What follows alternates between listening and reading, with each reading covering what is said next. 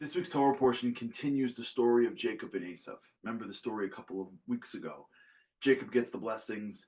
Esav wants to kill him. Jacob runs for his life. Goes to a place called Haran, marries his wives, builds his family, achieves wealth, and is now coming home. He's coming back to Israel. So you can imagine, it's scary. It's the showdown. He left his brother, the stronger, bigger fighter brother, and now he's coming back, but now with the family and all of his possessions. So the parsha opens up in the showdown, and he prepares for it. He prepares a gift, and he prays, and he prepares for battle. And one of the things that he does is he prepares his family for the encounter. And what he does is he takes his wives and he lines up his wives, and behind each wife are the children. So each wife and their respective children. And the Torah records it.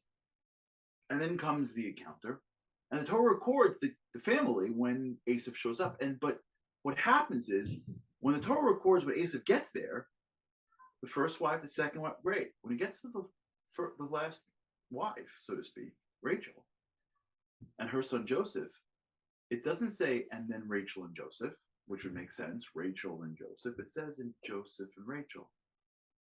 Why does it do that? Why does it reverse the order for?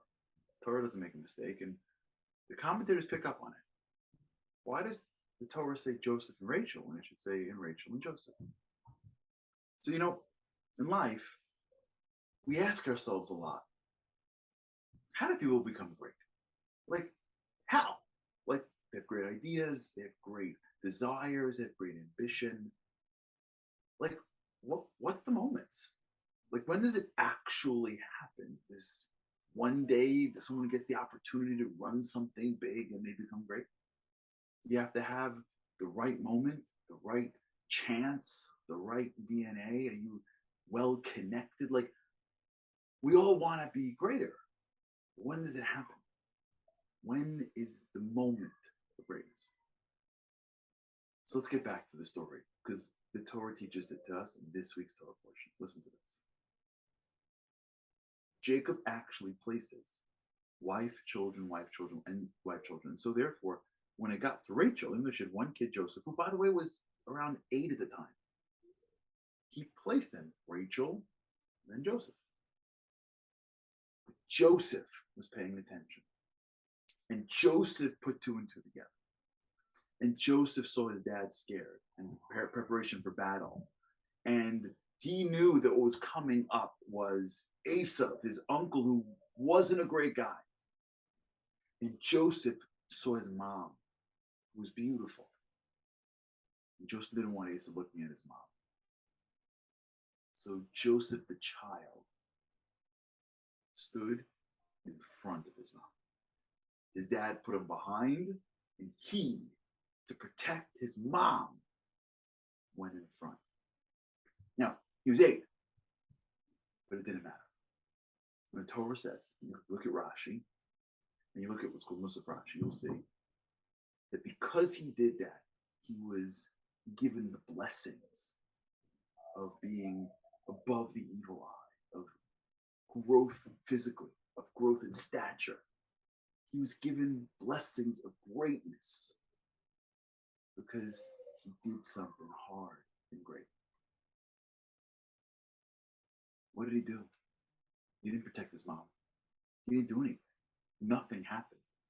And it didn't even matter because Esav would have seen around him anyways. The Torah is teaching us a very important lesson. You want to know where greatness comes from? It comes from what's right in front of your face. You see, there really is no moment of greatness. There's only moments of micro greatness. The only moments you really have in life are small acts of greatness. Saying the right thing, doing the right thing, not saying the wrong thing, helping around the house, concentrating when I need to concentrate, giving when I don't want to give, getting up when I don't want to get up. Every single day, me and you have hundreds of moments of potential micro greatness. No one will know.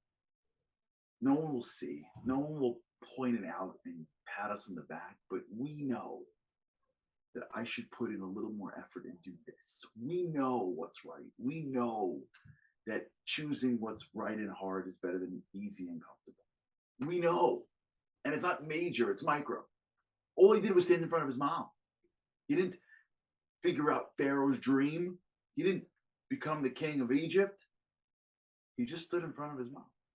The Torah says that moment, that micro great moment when you saw something, you stepped up, even though you couldn't and you didn't know how, and you didn't know how it would work out, giving you blessings.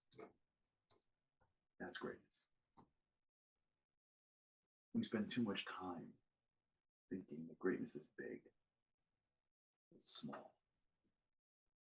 Really big greatness is just the collection of lots of small little greatnesses. And if we want to know where the playground of greatness is, it's in our lives every single day. And this is what the Torah is teaching us. You want to know Joseph, the great Joseph, one of the greatest leaders of all time? You want to know who that man is? In a couple of portions, we're going to see him taking care of everybody, saving the world.